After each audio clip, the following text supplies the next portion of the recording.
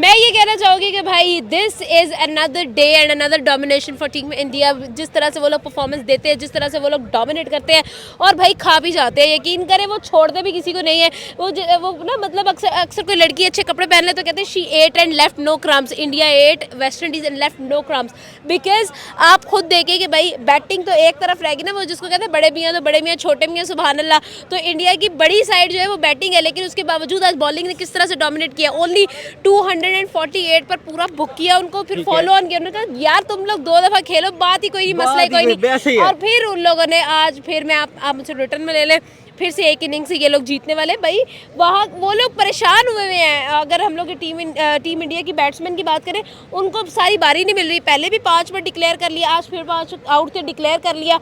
उन लोगों को पूरी बारियां नहीं मिल रही, वो परेशान है कि भाई हमारे एक्स क्रिकेटर टीवी पे बैठ के रो रहे हैं, चला रहे हैं कि भाई ये क्या कुलदीप है, क्या चीज है भाई। आता भाई आप देखे ना कि कुलदीप वो है जिसने एशिया कप आपको जितवाया, उनको जितवाया भाई। उसने एक ओवर में पाकिस्तान को खत्म ही कर दिया, फिनिश खा गया पाकिस्तान को। और आज वो वेस्ट इंडीज को भी उसने नहीं छोड़ा। देखो कि कुलदीप यादव का आज स्पेल कितना बेहतरीन था। आज स्पिनर्स ने खा गए हैं वो लोग। हम लोग कहते हैं भाई इंडिया जो है ना वो अपनी बैटिंग के बल पे जीतता है, लेकिन इंडिया जो है वो बॉलिंग में भी किसी से कम नहीं है। मैं मानती हूँ कि उनकी बैटिंग इतनी बेहतरीन है कि उनकी बॉलिंग कहीं ना कहीं सप्रेस हो जाती है, लेकिन बॉलिंग अगर आप मुकाबला करके देखें ना तो बड़ी बड़ी टीमों से अच्छी बॉलिंग उनके पास है। आप फास्ट के अंदर जसप्रीत का कोई मुकाबला नहीं, और स्पिन के अंदर ना जडेजा का कोई मुकाबला, ना कुलदीप का कोई मुकाबला है।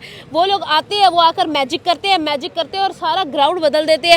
और यकीन करें आज हालात इस तरह के हुए थे वेस्ट इंडीज के कि बस उनका रोना नहीं निकल रहा था। वो लोग बस रो नहीं रहे थे, बाकी उनके पूरे मतलब खाते क्लियर किए हैं उन्होंने। थी उनकी जो क्रिकेट थी वो बहुत बेहतरीन थी जब ब्रायन लारा थे, बहुत बेहतरीन थी जब क्रिस गेल था, लेकिन अब डोमिनेशन है टीम इंडिया की। काम देखो, ये मार्केट है, मार्केट में लोग आते भी हैं जाते भी हैं, रहता वो है जो मेहनत करता है, और इंडिया ने मेहनत की है। आप देखें 1980s में वो डोमिनेट थे, उन्होंने जो है वो वर्ल्ड कप जीता था जब सचिन तेंदुलकर हुआ करते थे। फिर 20s में 2000 में भी वो डोमिनेट थे, बिकॉज उस टाइम पे भी हम लोगों को परफॉर्मेंसेज नजर आती थी MS धोनी की। 2020s में भी वो डोमिनेट थे क्योंकि उस टाइम पे विराट कोहली था, और अभी भी वो डोमिनेट है क्योंकि अब उनके पास शुभमन गिल, जायसवाल और कुलदीप यादव और जडेजा और जसप्रीत बुमराह और सब है। मतलब इनको पकड़ना नामुमकिन सा हुआ है। हाँ बिल्कुल नामुमकिन हुआ है। आप कैसे कह सकते, किसने पकड़ा है अभी तक? एशिया कप में कोई टीम उनके सामने फड़क भी नहीं सकी। आप देखिए, आप वेस्ट इंडीज से मुकाबला करते हैं, मैं कहती हूँ उनका इंग्लैंड से मुकाबला नहीं है यार। सर बेसिकली हमारे पाकिस्तानी जितने भी प्लेयर्स हैं ना, ये उनके स्पिनर्स को स्टडी नहीं करते हैं, उनके टैक्टिक्स उनको एनालाइज नहीं करते हैं। ठीक है, अगर ये उनको थोड़ा सा स्टडी करना स्टार्ट कर दें, उनको थोड़ा सा देखें कि वो किस चीज़, उनकी स्ट्रॉन्ग पॉइंट कौन सा, उनका वीक पॉइंट कौन सा है। और दूसरा हमारा ये भी मेन मसला है कि ये हमारे जो सीनियर प्लेयर्स हैं जो रिटायर हो चुके हैं ना, उनकी भी ये हमारे जो करंट हमारी जो टीम है ना, उनकी कोई सुनते नहीं है, फोकस नहीं है, उन पर कोई फोकस नहीं करते हैं, उनकी कोई बात नहीं सुनते, उनकी कोई एडवाइस नहीं लेते हैं।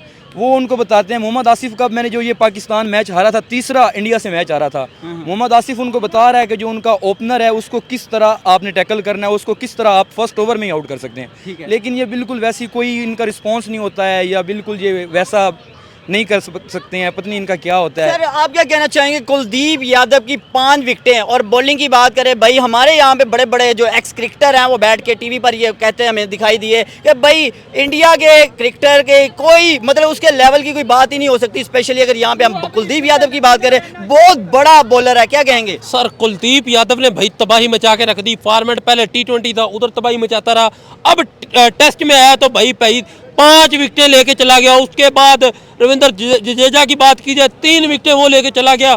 उसके बाद भाई शुभमन गिल की बात करें, किसकी बात करें, किसकी बात ना करें, शुभमन गिल, जायसवाल, हर बंदा भाई टीम इंडिया में परफॉर्म करता हुआ हमें नजर आ रहा है। टीम इंडिया भाई खुद 5 बंदों को बारी देती है और आगे अगली टीम को कहती है आप 20 बंदे बारी लो, और वो फिर भी टीम इंडिया के स्कोर के बराबर नहीं पहुंच सकते। इसको कहते हैं दी लेगेसी, भाई टीम इंडिया का नाम इसको कहते हैं किंग ऑफ द, भाई बचा दी भाई। शुभमन गिल को देखो भाई, एज अ कैप्टन उस बंदे की जो 933 रन एवरेज, 84 की एवरेज एज अ कैप्टन, इतना अच्छा वो इतना अच्छा प्लेयर वो एज अ प्लेयर नहीं खेल रहा था जितना अच्छा वो एज अ कैप्टन खेल रहा है। एज अ प्लेयर उसकी एवरेज थी 33-34 की, और एज अ कैप्टन एवरेज ही बदल गई 84 की एवरेज। जायसवाल की बात करें भाई, जायसवाल अभी 175 करके रन आउट हो गया। अगर वो रन आउट ना होता तो भाई इंडिया ने 6-7 700 मार देना था इंडिया ने। आप 200 प्लस कह रहे हो, इंडिया ने 700 मार देना था। यार ये कर क्या रहे हैं, मुझे समझ नहीं आ रही कि जो आता है वो परफॉर्म करके चला जाता है। कुलदीप यादव, रविंद्र जडेजा, हर बंदा परफॉर्मेंस का भूखा है। काली आंधी को ऐसी मार पड़ी है, ऐसी मार पड़ी है। पहले आज देखो फॉलो ऑन करवा दिया, कहा फिर आओ, फिर बारी लो, फिर हम आपको आउट करेंगे। फिर 3 दिन के अंदर मैच खत्म कर दिया। इसको कहते हैं भाई टीम इंडिया। ये टीम इंडिया जीत की बुकी है, ये छोटी सीरीज है। प्रैक्टिस कर रहे हैं, वो कह रहे हैं कि आगे सीरीज आने वाली है ऑस्ट्रेलिया की। वो सब प्रैक्टिस में मैच जीते नजर आ रहे हैं हमें। जीत गए ना, जीते कौन सा, व्हाइट वॉश कर दिया। पिछला मैच भी जीते, 3 दिन में पिछला मैच खत्म किया। उस मैच में भी 5 बंदों ने बारी ली, दूसरे मैच में भी 5 बंदों ने बारी ली, और टोटल 10 बंदों ने बारी ली और सीरीज जीत गए। इसको कहते हैं टीम इंडिया। भाई आप क्यों बॉलिंग की बात करें, बैटिंग की बात करें, भाई पकड़े नहीं जा रहे। भाई टीम इंडिया की बात करो, टीम इंडिया पकड़ी नहीं जा रही। आप बिल्कुल। बैटिंग आती है तबाही मचा के रख देते हैं। हर बंदा 100 प्लस स्कोर करता है, ये नहीं कि 100 के बाद रुक जाता है। हर बंदा 100 प्लस स्कोर करता है। उसके बाद जब बॉलिंग की बारी आती है, बॉलिंग में तबाही मचा देते हैं। और यार ये रुक क्यों नहीं रहे। यहाँ पे अगर थोड़ी सी बैटिंग की बात करें, जायसवाल जैसा प्लेयर और सामने, और भाई 22 साल नौजवान है, और उस बंदे का आप स्कोर चेक करें कि 3000 प्लस स्कोर भी कर लिया हुआ है। भाई जायसवाल की बात की जाए, अभी यंग लड़का है हमारे। इतना मुझे तो लगता है उसकी वाकई उम्र इतनी। हमारे जो लड़के हैं उन्होंने तो उम्र कम करवा के 25-30 साल उम्र होती है, लिखवाया था 22 साल, और वो लगता भी है कि यंग बच्चा। और यंग बच्चा देखो कितना परफॉर्म कर रहा है। आने वाले टाइम में ये बंदा बहुत बड़े रिकॉर्ड बनाने वाला है। जायसवाल की बात करें, देखे ना रन आउट हुआ, वैसे आउट नहीं हुआ। ये वही बंदे हैं जिन्होंने पिछले जायसवाल पिछले मैच में जल्दी आउट हो गया था।